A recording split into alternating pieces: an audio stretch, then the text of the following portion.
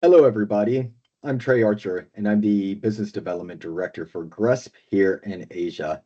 It's been a pleasure to have the opportunity to share with you the critical role of green buildings and building energy efficiency labeling for international sustainable real estate and how Taiwan is aligning with global standards.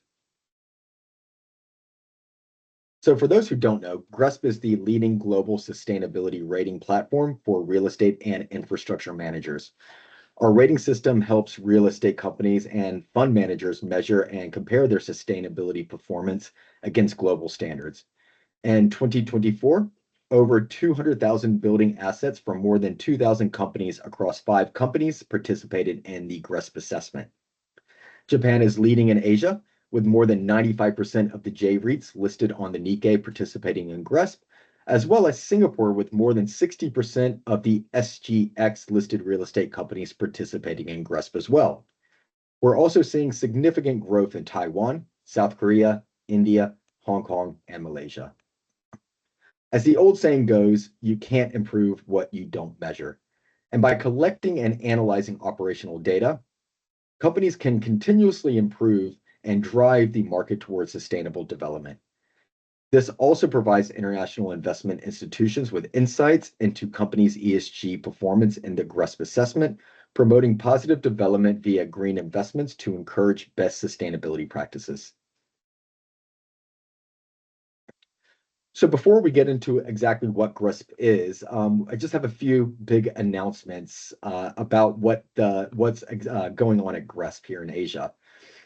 So internationally, promoting asset sustainability largely relies on green building certificates and building energy efficiency standards. These tools not only demonstrate the environmental performance of buildings, but also reflect the commitment of owners and developers to sustainable development. We are particularly proud to announce that Taiwan's EEWH Green Building Certification and BEAR's Building Energy Efficiency Rating System have successfully aligned with the GRESB assessment standards.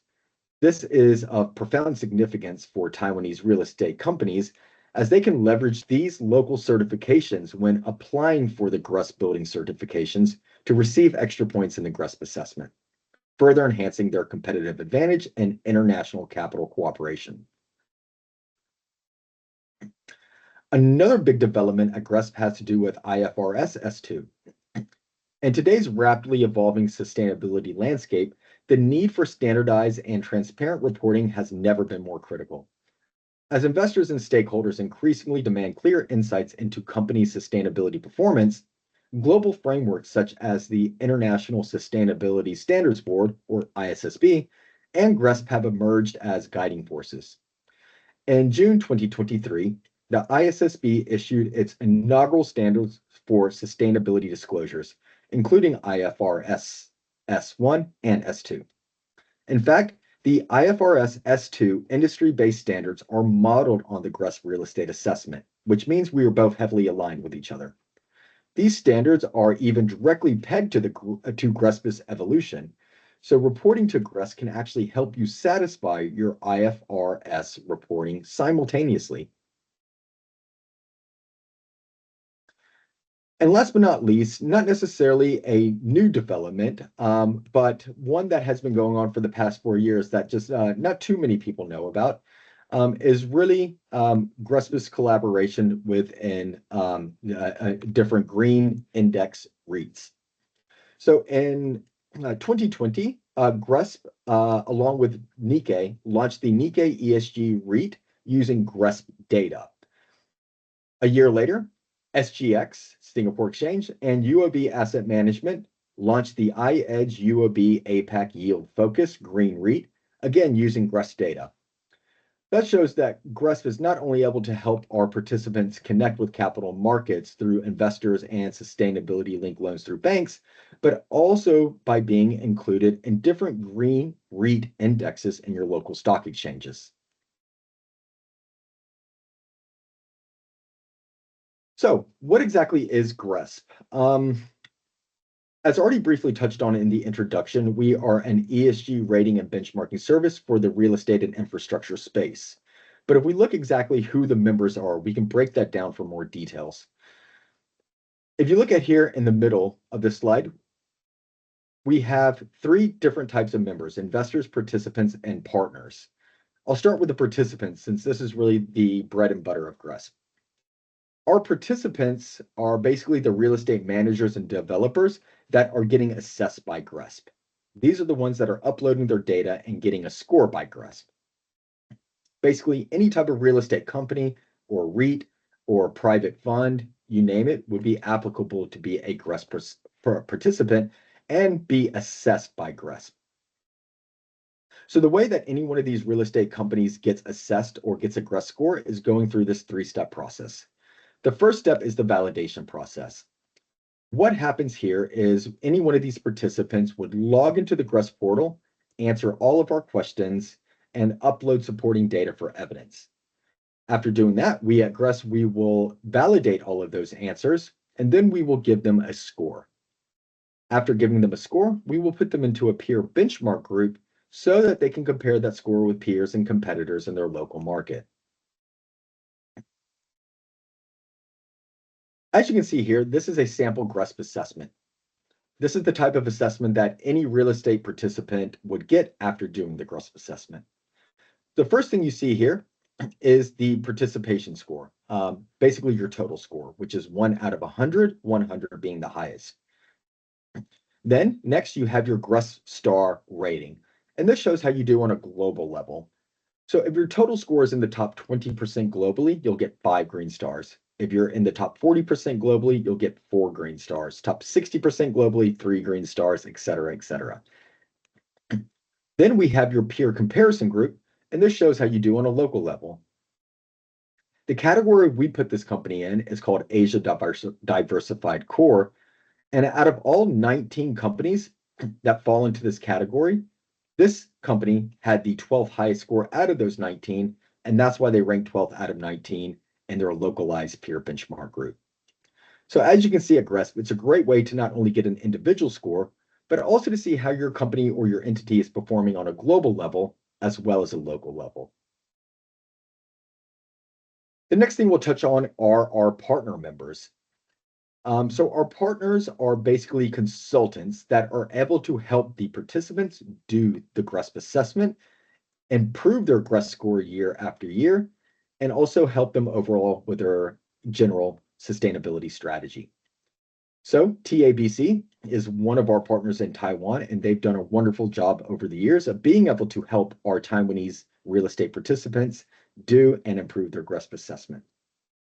And the way they and other GRESB partners do that, if we look at the timeline, is really in twofold. So one, before the July 1st deadline, our partners will be able to help these real estate participants do the GRESB assessment, answer all of the questions to the best of their ability, and to make sure they hit that July 1st deadline.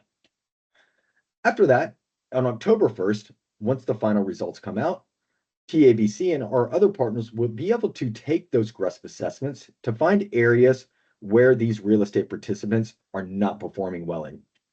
From there, they can come up with a strategy and make improvements into that assessment so that that company can get a higher score in the following year's assessment.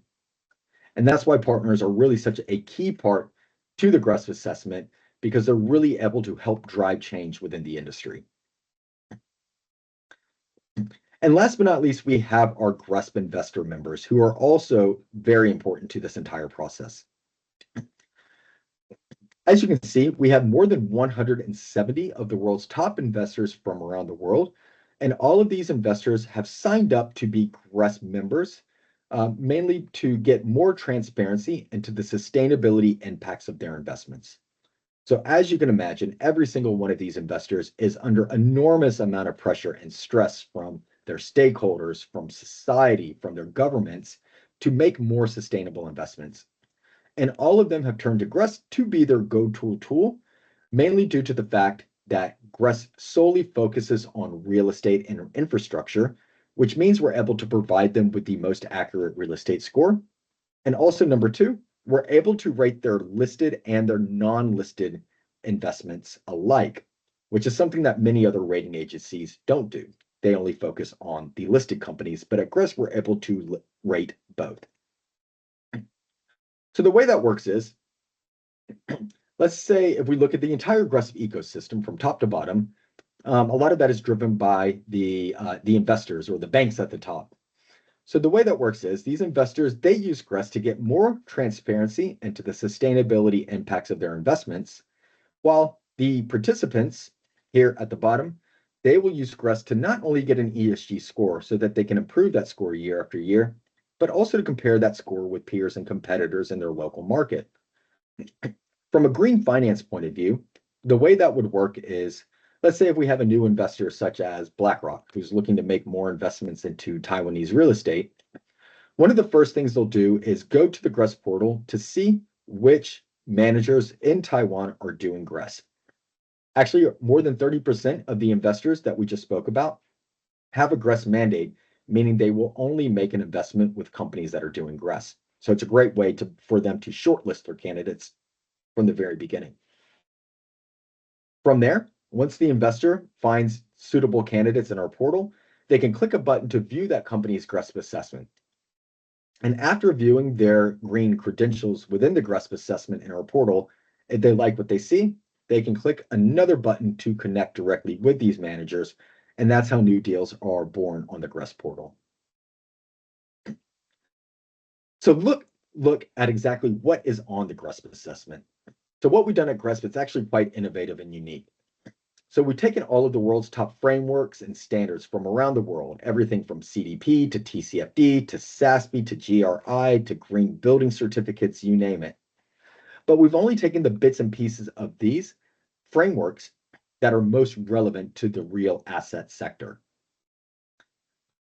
So what this does, it allows any GRESB participant to align with all of these top international frameworks. And also by doing that, it allows them to not only comply with these international frameworks, but also comply with top ESG standards from around the world, which also is able to drive your own sustainable change within your company, while at the same time is going to make you more attractive to international investors looking to allocate capital to different countries in the world. The GRESB assessment is also divided into three parts. We have the management component, the performance component, and the development component. Basically, the management component, that measures ESG from a company level. So things such as, do you have a head of ESG, etc. The performance component, this measures ESG from your operational assets. Things such as your carbon footprint, for example. So your GHG emissions, your water consumption, your waste output, etc. And then the development component, this measures ESG from your construction projects or your developmental assets, non-operational ones. So here we're measuring things such as also energy consumption, green building certificates, etc. So for any asset manager that is managing only operational assets, you only take the management component and the performance component, and that will give you what we call our standing investment report or results. For companies that are pure developers who are only constructing assets, they would only take the management component and the development component, and that will give them the development benchmark. For companies that do both, manage operational assets and have developmental assets within their portfolio, they will take all three assessments, and that will give them two separate reports, a standing investment benchmark report, as well as a development benchmark report.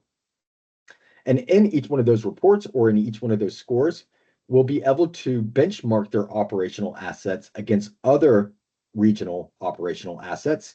And same with the developmental components, we'll be able to measure their developmental assets against other developmental assets within the region. This way, we can ensure that we're always comparing apples to apples. And finally, let's look at some of the benefits of GRESB. So we already talked about quite a few of these. We have our investor members who are always looking to make more investments with GRESB compliant managers. We're actually seeing more and more banks come on board now with GRESB to offer GRESB participants with discounted loans, or i.e. sustainability linked loans. We also talked about how GRESB is able to help your company align with top international frameworks. But we can also look at some of these real life examples, and we'll use Swire Properties from Hong Kong as well as Keppel Land from Singapore to see how they are benefiting from GRESB. So Swire Properties, so they've been a GRESB participant for many years now, and they're benefiting a lot from the GRESB assessment.